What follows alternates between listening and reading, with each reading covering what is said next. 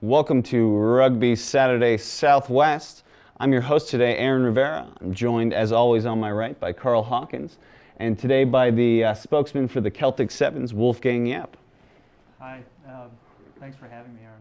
Absolutely. Morning. And so I guess we'll launch right into it, talk about the Celtic Sevens. So you're the spokesman for them. Why don't you tell us a little bit about the history of the Celtic Sevens? Okay. We have our Celtic tournament coming up next Saturday, the 21st, and this will be our 18th go at it. This will be our 8th go, or the 8th time that our tournament has been merged with the Highland Games. So as you can see, I'm wearing my kilt. Good fashion choice. Yes, and it should be a grand old time. That's exciting. Can you tell us about some of what we can expect to see with this coming up event? Yes. We're going to have close to 300 players. We're going to have 20 registered men's and women's club at the senior level, and we expect 20 to 25 more at the U19 youth level. Oh, wow. And then that's not all. We have 75 more players who will be playing non-contact rugby, and they're at the under 15 level. That's really impressive. So a lot of people coming out to play some rugby then this weekend. Yes, it's going to be a good one. Yeah, it'll be a lot of fun out there. Now, when people come out to those games to watch the games play, there'll be a huge crowd there for the Celtic Festival, right? So you'll have a great environment to play in. I've been told there's at least 600 people usually. All right. And they have an entrance fee for coming to the festival, and that will include watching the players and their families. They get in for free so it adds a lot of spice to the Celtic Festival. It's really a unique opportunity for you guys to combine the two things, huh? Yeah. Well, it's right now we're looking at some clips from previous Celtic festivals, or the Celtic 7 events. So I understand that it's a pretty big event and people come from not just New Mexico to participate in it. How far are people traveling for this event? I think the farthest teams will be coming from Kansas, but we also have teams coming from Colorado, Arizona, and Texas as well. Oh, wow. So it's going to be a big event, and we were talking earlier about one of the reasons why you combined your tournament with the Celtic Festival, and we're talking about the origins of sevens. Yes. Why don't you tell the folks watching a little bit about that? So when rugby was created in England, and then Melrose Rugby Football Club in Scotland did a fundraiser, and they created the Sevens Games, where you can have a whole tournament in one day, unlike in the regular rugby. And it has become so popular that sevens is played everywhere on the planet now. And I think it's a great idea that because of the origins of sevens being invented in Scotland, that it's now in the Scottish Highland Games. that's definitely a good touch for it.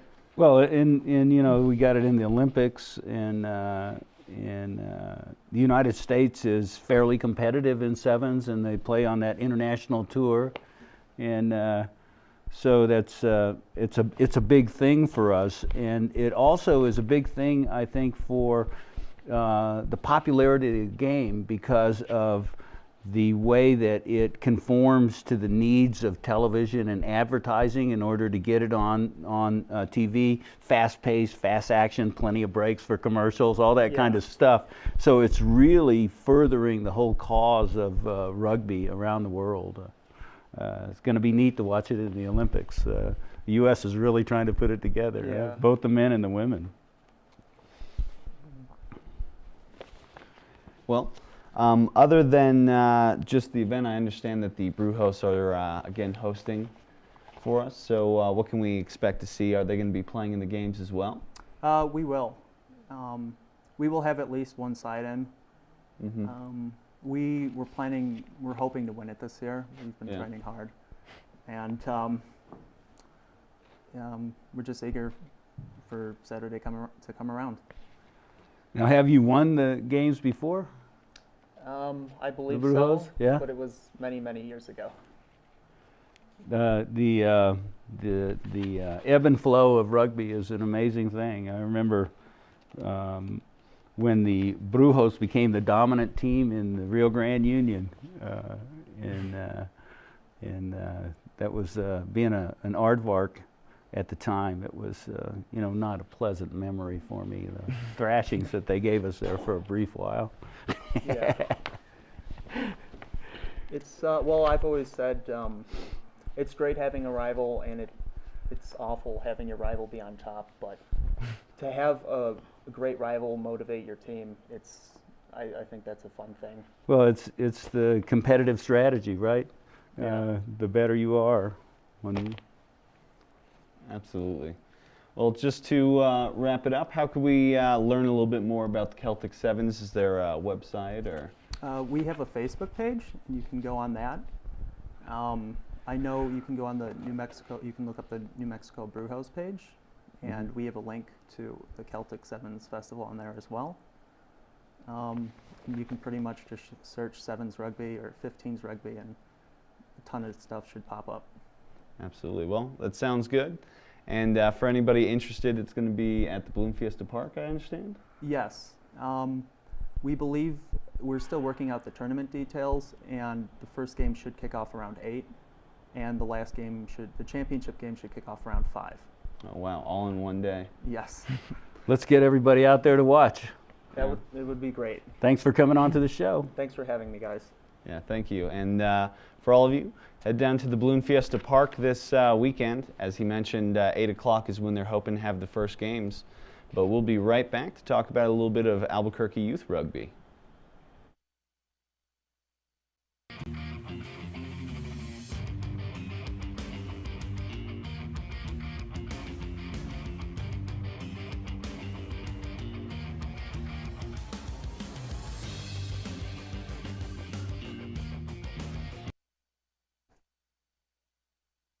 Saturday Southwest. Right now I'm joined by Jay Livingston and Raven Iverson, and we're going to talk a little bit about Albuquerque Youth Rugby. So Jay, you're the president of the Albuquerque Youth Rugby United. What are some of your favorite parts about the youth rugby right now? Yeah, thanks for the question, Aaron. Albuquerque Youth Rugby is a growing organization. We've been around for 15 years now, and we've got over 150 players, and we play across 4 teams in the metro area and Rio Rancho. Oh, wow. And one thing that I'd really like to say up front is the league really fosters positive play.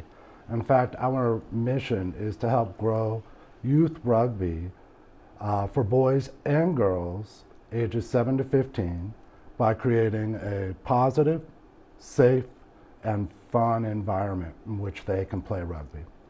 One of the ways we do it, Aaron, is at the beginning of every season we have every player take a pledge. It's called the Roots Rugby Pledge. And what it says is we're going to have respect for the rules, our opponents, the officials, our team, and most of all, ourselves. And I think that really goes a long way of creating the right environment for our players and our parents with Albuquerque Youth Rugby. That sounds good.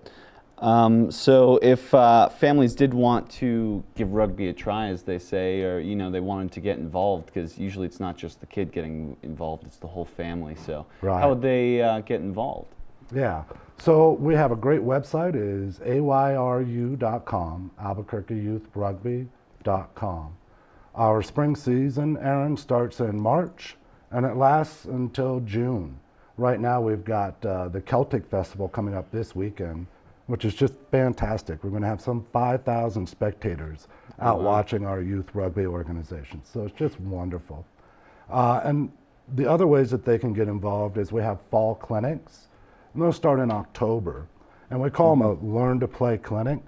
And it's an opportunity where friends and family or folks who just want to come try it out can come out, get exposed to the basics of youth rugby, whether it's non-contact or contact.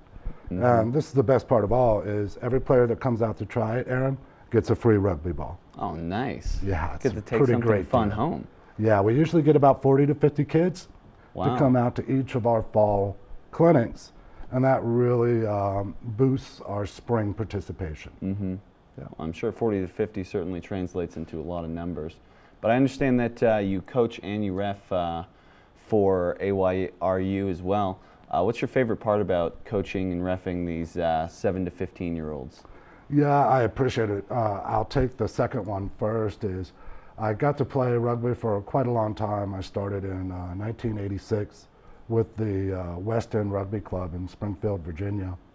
And after 30 years now of being around the sport, being a certified ref and getting out to coach at whatever level really is wonderful, because I get an opportunity, Aaron, to give back to rugby. And it's a great sport that's given me so much. For coaching, I'll tell you really what I enjoy the most out of it is watching these young men and women grow. And you see it in a number of different ways. One is I've seen them grow physically. And what I mean by that is I had a player that couldn't physically run the field, but he had a great head for the game, Aaron. He understood where to be, he understood gaps. He had a breakaway, but he couldn't make it to the other side of the field. Oh, man. Right? So he stopped and was looking for somebody to pass to. By the end of the season, he was physically fit. He could run up and down the field. See players grow mentally. And it's amazing when these players come to the realization that they're not the only player on the field. And that you've got, in our league, yourself plus 6 other players, so you're playing 7 aside. And by giving a pass or giving the ball away is really going to set your team up to be successful and be able to score. So it's fantastic. And the last way that I've seen players grow is socially. And we have socials after every match where we have a cookout, and the players and teams can come together. We did a charitable event at a community center down off of Louisiana in December. And this was just really neat because we have the rugby ball for all mantra. And when we go and do these events, we give away a rugby ball to every participant. Oh, nice. And so at that community center, we were able to give away 25 rugby balls right before Christmas. So it really was a neat time. And I'll segue with that was Raven has been just a fantastic rugby player on and off the field. And it was just wonderful to see her come and support that community event. It's right before the holidays. We don't have a lot of time. And she showed up, and it meant a lot to me. And I'll segue one last thing to Raven as a rugby player. Is on the field, she is just a fantastic player. Really have been impressed over the 4 years I've gotten to watch you grow, Raven. And I'll highlight it this way, is Raven has been playing contact rugby at our U15 level. And it was just a recent match that was just a fantastic play. This young man had a breakaway, and this player must have been 6'2", 6'2". And Aaron Raven chased him down, and wrapped with 2 arms, which is something for safety we really stress, tackled him and took the ball from him. It was just fantastic. Oh, man, poached it. Well, we don't have too much time to talk about it, but Raven, how did you get started in rugby? Well, my mom and my aunt used to play rugby when they were in college, and I thought it might be fun to try, so I tried it when I was in 6th grade, I do believe, and I just fell in love with it, and I've been playing ever since. Oh, nice. Well, what's your favorite part about playing rugby with the Albuquerque Youth Rugby United? Well, I really love the coaches. They're really great. And also the fact that all the kids, they play together and they work together. And it's not just the 4 teams. We play together, and we, like he said, we have socials after every game. So we all get to hang out and talk to each other. And so it's not 4 teams, it's 1 big team. Oh, that sounds really nice. Well, so do you have any plans for the future as a rugby player? Well, next year I'm hoping to go to girls' high school and either play for the Sugar Skulls or the Ruckus. It sounds pretty exciting. And So, you know, rugby's a pretty big part of your life, but beyond rugby, do you have any other accomplishments that you'd like to note?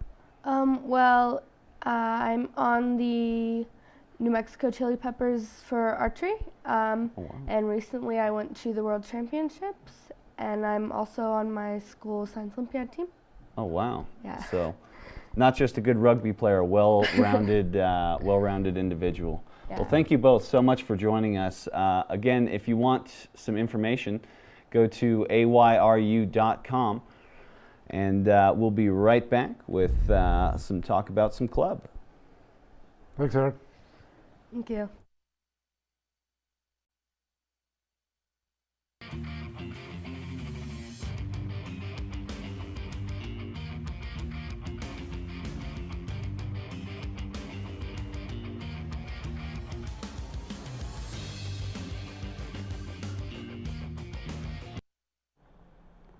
Welcome back to Rugby Saturday Southwest. It's time to talk some club rugby.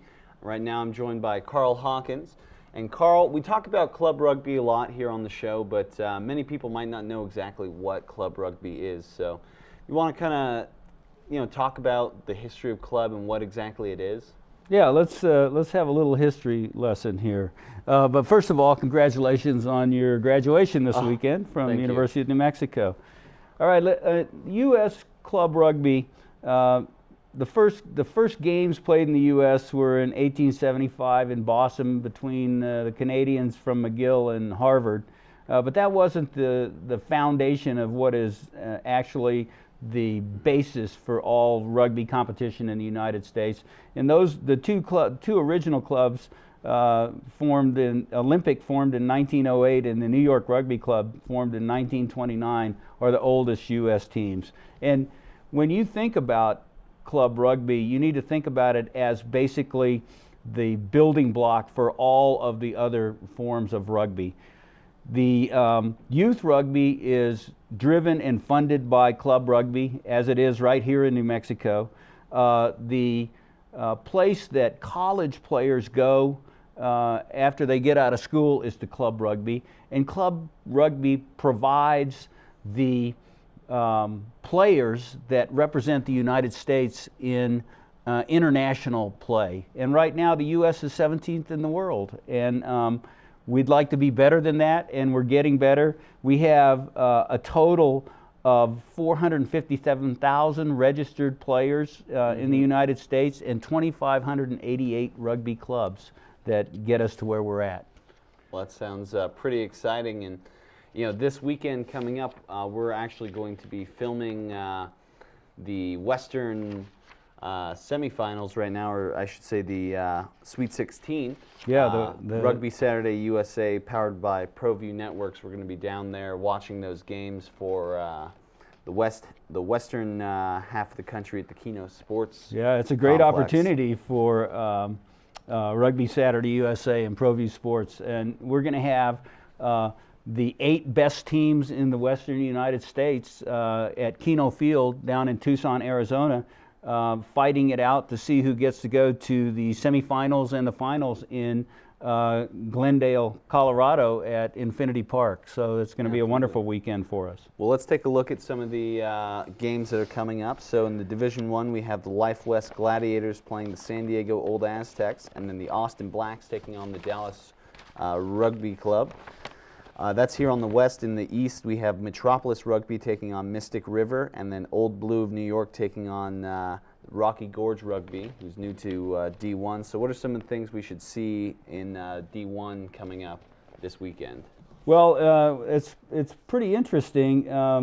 Old Aztec winning probably as I have heard said this morning, one of the biggest games of their career, in beating Ombak, Old Mission Bay Athletic Club from San Diego. So you got two San Diego teams that fought it out, taking on Life West Gladiators, who have just been trouncing all of their opponents. So it's out of the frying pan into the fire maybe for Old Aztec. Hopefully they can make it a good game. It'll be interesting to call that one. Dallas Rugby and Austin Blacks, they are two teams that have played in the finals on multiple occasions. And Austin Blacks has been, they've been in the semifinals, I think 2 or 3 times in the last 4 years. Well, they've been in the finals. They've been the runner-up a couple of times, 4 times in the last 15 years. But on to men's Division II, we have the Sacramento Capitals taking on the Tempe Old Devils, and then the Provo Steelers taking on the Little Rock Stormers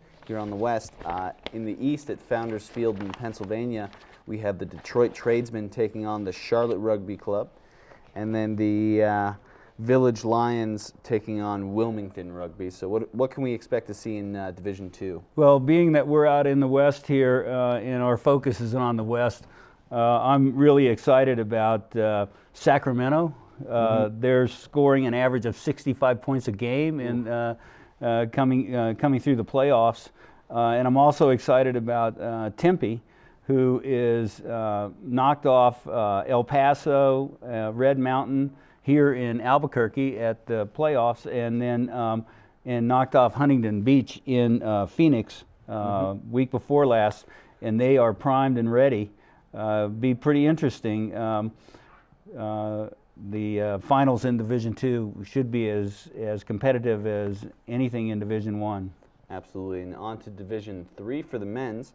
We're going to see the Napa Valley Rugby Club taking on Orange County Ravers. The St. Louis Royals taking on the Euless Texans.